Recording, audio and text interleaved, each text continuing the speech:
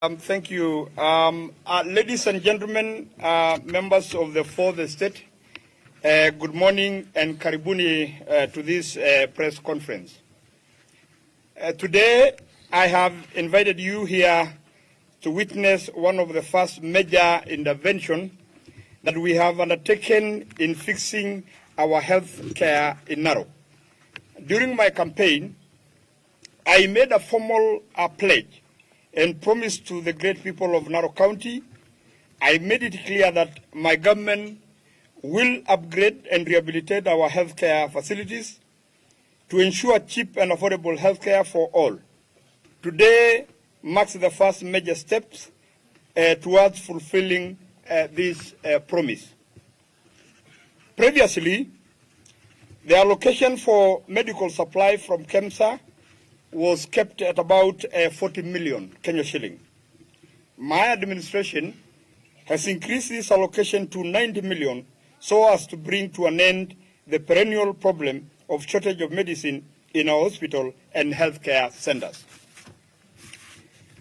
That being the case, today I have officially released our first consignment of medical supplies and medicine worth 90 million Kenya shilling.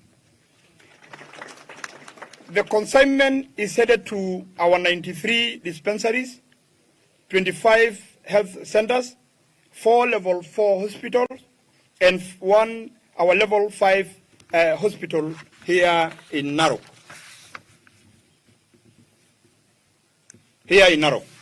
May I reiterate once again that under my administration, no one will be asked by hospitals or health centers to buy medicine from chemists and pharmacies. As a matter of fact, the government of Kiambu, Bomet, Nakuru, and Nairobi have indicated to me the high numbers of Narok County residents who frequent their hospital seeking medical attention. We bring this to an end.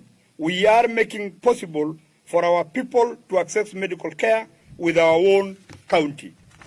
It is with this agency that I have committed resources to have the remaining section of the new level 5 hospital completed by December this year. This is a commitment I'm making to my people of Narok County. Hospital with enough medicine but without adequate staff and medical personnel will not sufficiently solve our healthcare crisis. Consequently, I wish to announce today that we have hired and deployed 126 new medical staff. The new medical staff have been deployed to various health centers across the county with immediate effect. Further, my administration has released 350 million shilling funds that will be utilized for bursaries across the county. I have had several sessions with our elected MCAs. We are in agreement, and I hereby wish to lay emphasis that these funds will be distributed to the neediest students in all our 30 wards. With an allocation of between 8 million to 12 million per ward, it is my ultimate hope that this fund will go a long way to help families whose situation is already exhibited by the high cost of living and drought. We have received reports and we are aware of the challenges these families are facing.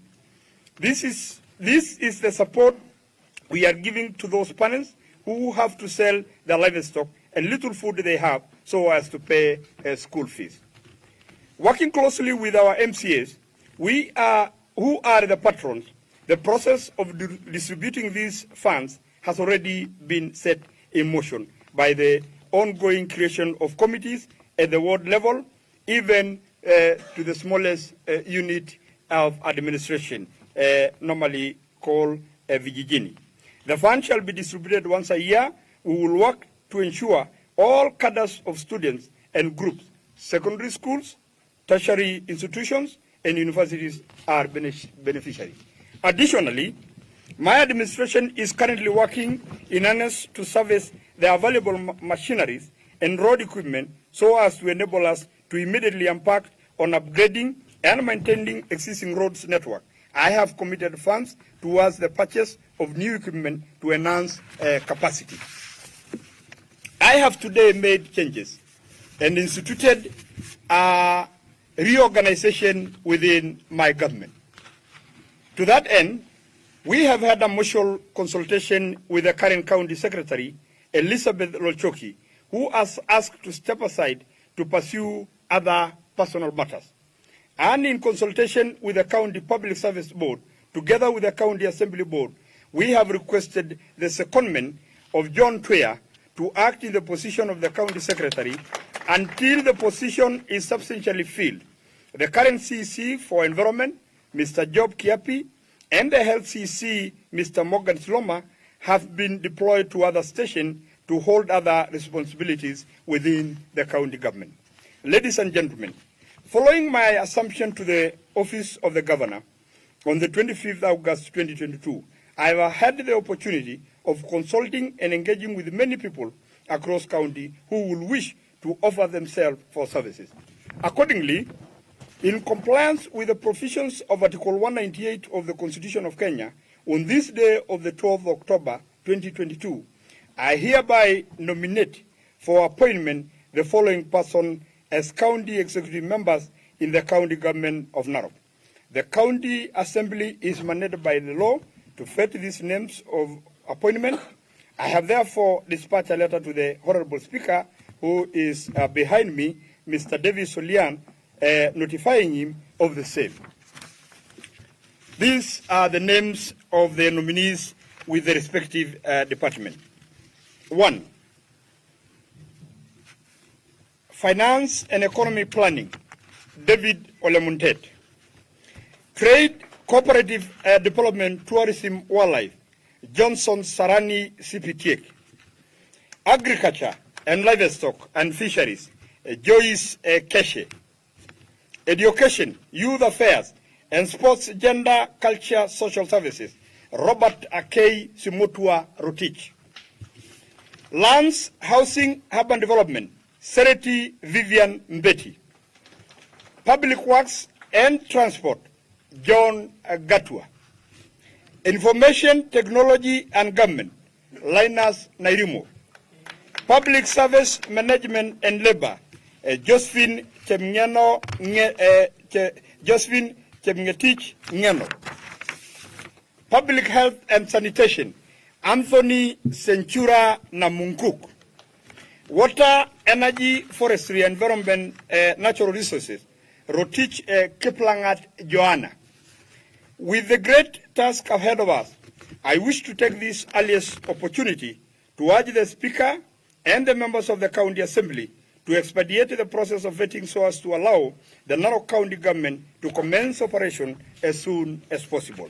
As I conclude, allow me to congratulate all the nominees and wish them the very best in the vetting process. The nominees have assured me that they are fired up and ready to work. The work ahead of us is immense. By the God's favor and guidance, we shall deliver and change the fortune of this county. Ladies and gentlemen, thank you very much. I now want to say that we will be meeting at the referral hospital as we now look forward to start working. Thank you very much. Members of the press, please, let's meet at the hospital right away for another function, please.